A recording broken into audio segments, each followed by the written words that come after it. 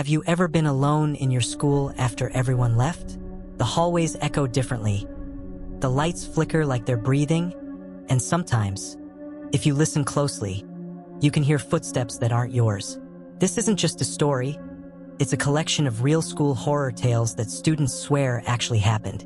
And after this, you'll never look at your classroom the same way again, face screaming in fear.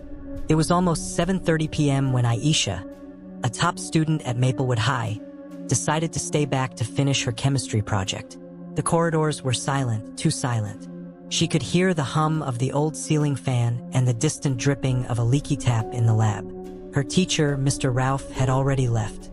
"Lock up when you're done," he said, tossing her the spare key before disappearing down the hall. Aisha opened her laptop and got to work. But after a few minutes, she heard something. A soft click of a chair moving behind her. She froze. The air felt heavier, colder. She turned. All the stools were neatly tucked under the lab tables, except one. It was pulled out, slightly turned, like someone had just been sitting there. "Hello?" she called out. No answer. Her phone screen lit up suddenly, one new message. It was from an unknown number. "Don't stay in the lab after dark." Aisha's heart pounded. She looked around again. "Who's this?" she texted back. No reply. Trying to ignore the chills running down her spine, she got back to her project. But then came the smell, faint at first, then stronger, formaldehyde, the chemical used to preserve dead specimens. And that's when she saw it. Inside one of the glass cabinets, behind a jar of preserved frogs, was the reflection of a girl.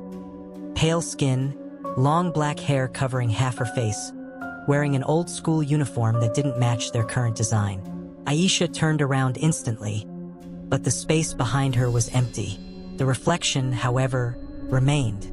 The girl inside the glass lifted her hand slowly and pressed it against the inside of the cabinet. The glass fogged up beneath her touch. Aisha screamed and stumbled back. The jar toppled over and shattered, spilling murky liquid across the floor. The power flickered once, twice, then went out completely. The lab was swallowed by darkness. Aisha grabbed her phone's flashlight and pointed it toward the cabinet. It was empty now. She ran for the door, but when she reached for the handle, it was locked. Her keys were gone. From somewhere deep in the dark, she heard a voice whisper her name. "Aisha!" The whisper came closer. Then, just before everything went black, she saw her reflection again in the glass. But this time, the ghostly girl was standing right behind her, smiling. The next morning, the janitor found the lab door wide open. The project was on the table, untouched. But Aisha was never seen again. Every student at Ridgeview High knew about Locker 139. It stood at the very end of the east hallway, scratched, dented, and permanently sealed shut. No one remembered who it originally belonged to, but everyone whispered about what happened there years ago. Hassan, a new transfer student, didn't believe in ghost stories. When his friends told him about the locker, he laughed. "What's it gonna do?" he said mockingly. "Scream at me?" They dared him to stay after school one evening and record himself opening it. It sounded easy enough, until the sun set and the corridors turned silent. At 6:45 p.m., Hassan stood in front of locker 139, phone camera on, flashlight trembling in his hand. The hallway lights flickered faintly, buzzing like dying insects. He bent down and noticed the faint smell of iron, old and sharp, like dried blood. When he tugged on the handle, the metal groaned but didn't move. Then bang! The locker rattled violently on its own. Hassan jumped back, heart racing. "It's just the pipes," he muttered, forcing a laugh. But the pipes didn't whisper his name. "Hassan!" The voice was faint, coming from inside the locker. His hands went cold. He held the phone closer, the camera catching every nervous breath. "Who's there?" he asked. No answer, just another bang, louder this time. Something scraped against the metal from the inside. Then, through the thin vent slits, he saw an eye staring back, wide, bloodshot, and moving. Hassan stumbled backward, dropping his phone. The camera kept recording, showing only his flashlight rolling across the floor. The locker began to rattle violently, shaking as if something trapped inside wanted out. Suddenly, the locker door flung open with a deafening clang. Inside was nothing, just a faint smell of rot. Hassan picked up his phone and leaned in. He laughed nervously into the camera. "See? Told you guys, it's just an old." Before he could finish, the locker slammed shut again, trapping his hand between the door and frame. He screamed in pain, struggling to pull free. Then the screaming started, but it wasn't his. It came from inside the locker, loud and distorted, like 100 voices crying out in agony. The metal vibrated, denting outward as if something was pounding from within. His flashlight flickered, and for a brief second, he saw fingers pressing from the inside, too many to belong to one person. He yanked his hand free, blood dripping down his wrist, and ran. Behind him, the screaming stopped abruptly. The hallway went silent once more. The next morning, the janitor found bloody handprints smeared across locker 139, and a phone lying on the floor, still recording. The video went viral before it was taken down. The last few seconds showed Hassan running, panting, turning back toward the locker, and a pale face peeking through the vent slit, smiling. For most students, the old music room at Crescent Academy was just another forgotten corner of the school. The instruments were covered in dust, the piano keys yellowed with age. The door was always locked, except on Fridays. Every Friday at 8 p.m., if you walked past that room, you could hear it. Soft piano music, slow, sad, almost human. But the school closed at 6 o'clock. Maya, a talented pianist, didn't believe the rumors. Her teacher had praised her skills, saying she played like she had a ghost's touch. So one evening, she decided to stay back and find out what really happened in the old music room. She managed to slip in through a window. Dust hung in the air like mist. The piano stood in the center of the room, grand, black, and perfectly polished, as if someone had been taking care of it. She pressed a key. It echoed softly, then another. The sound was slightly off, as if someone else had pressed it at the same time. She paused. A faint note, G major, played on its own. Maya's hands trembled. "Is someone here?" she whispered. A gentle melody began to play. The piano keys moved, pressing themselves. The song was beautiful but haunting, filled with pain. Maya stepped closer, mesmerized. Then she saw the reflection on the piano's surface. A woman sitting on the bench, wearing a torn white dress, long black hair falling over her face. Maya spun around. No one was there, but when she looked back, the reflection was still playing. The melody grew faster, wilder, turning into discordant chaos. The air grew icy. Sheet music flew off the stands. The violin strings snapped one by one with high-pitched screeches. The piano lid slammed shut on its own, bang, barely missing Maya's fingers. She screamed and stumbled backward. Then, from behind the piano, she heard a whisper. "Keep playing, or she'll wake up." Maya froze. "Who?" Silence. Then the keys began to move again, this time spelling out a word in sound. D-I-E. The lights flickered violently, and she felt something cold wrap around her wrists, invisible hands forcing her toward the bench. The piano lid lifted again. She sat down, shaking, as her own fingers moved against her will, playing the same haunting song.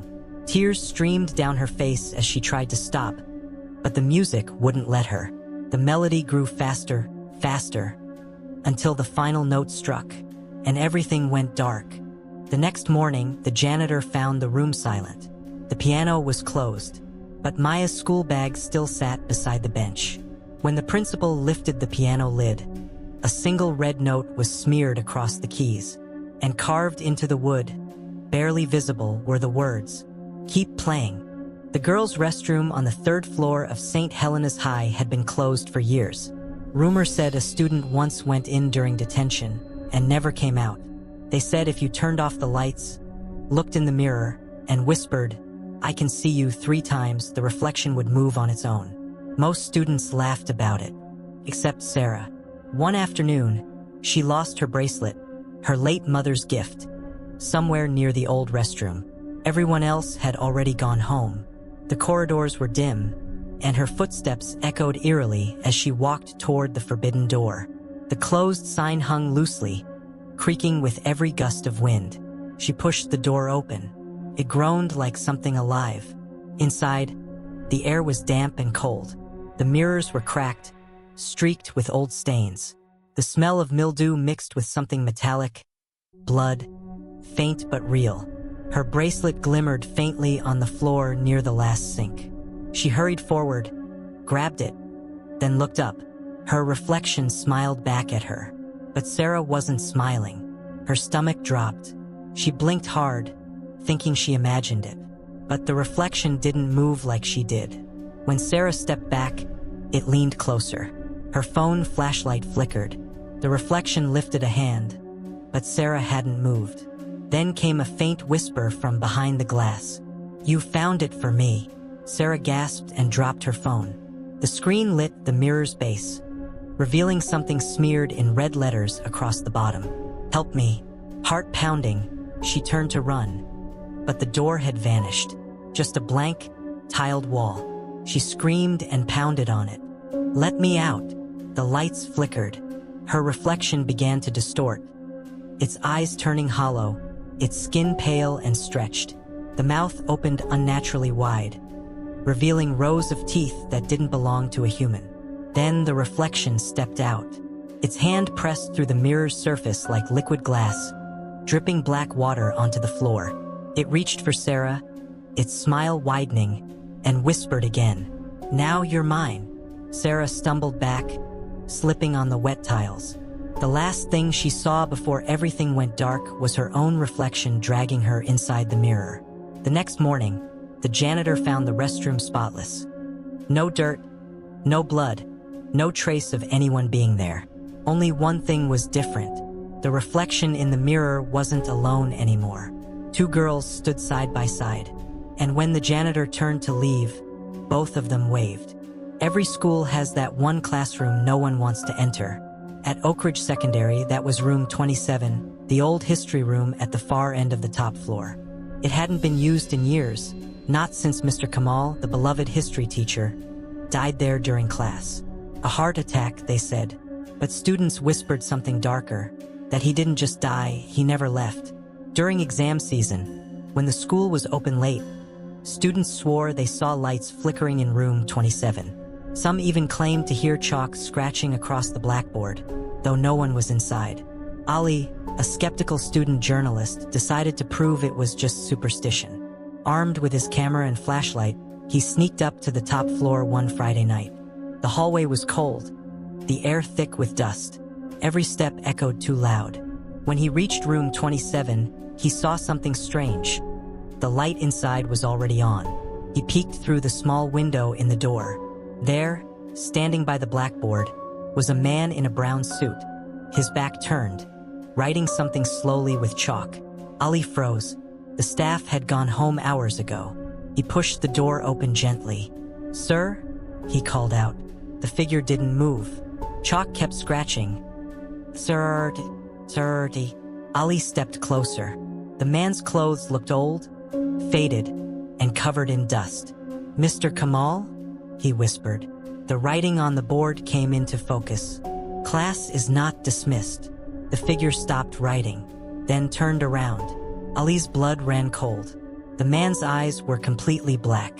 His face was pale and hollow, lips cracked open in a faint smile. "You're late," he said in a dry, broken voice. Ali stumbled back. "You're not. You're supposed to be." "Sit down," Mr. Kamal interrupted, pointing to one of the desks. Every chair in the room creaked and shifted slightly, as if unseen students were taking their seats. Ali's flashlight flickered. His camera screen glitched, showing static. But for a split second, it showed 20 shadowy figures sitting in the desks, all facing forward. "Lesson 1, the teacher said, dragging the chalk across the board again. "Never leave my class early." The door slammed shut. Ali ran to it, pulling, kicking, but it wouldn't open. Behind him, the scraping of chairs filled the room as the ghostly students began to rise. Their eyes glowed faintly, Their mouths hung open, whispering in unison, "Stay with us." The last thing caught on Ali's camera was the teacher's shadow stretching unnaturally long across the floor, reaching for him. The next morning, the principal found the classroom door open, lights off, and a faint line of chalk still fresh on the board. It read, "Attendance, full," and Ali's camera lay on the teacher's desk, still recording. Every school hides something it doesn't want anyone to find. At Hillcrest High, that secret lay beneath the gym floor, a basement that officially didn't exist. No one talked about it. No one was supposed to even know it was there. But one night, during a late basketball practice, Rayhan and his friends accidentally discovered the truth. They were chasing a loose ball when it rolled toward the corner of the gym. The floorboards there sounded strange, hollow. Rayhan knelt down and noticed a faint outline, like a trapdoor. When he pried it open, a rush of cold, stale air blew upward. "Whoa," his friend said. "Looks like an old storage area." But there were stairs leading down, too deep for a normal storage room. Against their better judgment, the three boys grabbed their phones and went down. Their flashlights flickered as they descended. The smell hit them first, damp earth mixed with something rotten. At the bottom was a long hallway made of stone, lined with broken desks and old uniforms hanging on rusted hooks. The floor was covered in faint footprints, but none of them looked fresh. Rayhan's phone screen glitched for a moment, then showed a faint silhouette behind them. He spun around, nothing. "Let's go back," one of the boys whispered. But Rayhan noticed a door slightly open at the end of the hall, light leaking from inside. He pushed it open. It was a small room with a chalkboard on one wall, old desks, and drawings made by children, hundreds of them, taped to the walls. Except every face in the drawings had been scratched out. Then they heard it, a ball bouncing, once, twice, somewhere deeper in the dark. They froze. The ball rolled slowly into the room and stopped at Rayhan's feet. It wasn't the one from the gym. This one was old, cracked, and covered in dirt. Rayhan bent down to pick it up, and that's when he saw the shadow on the wall. It looked like a child standing right behind him. He turned around. Nothing. But the drawings on the wall had changed.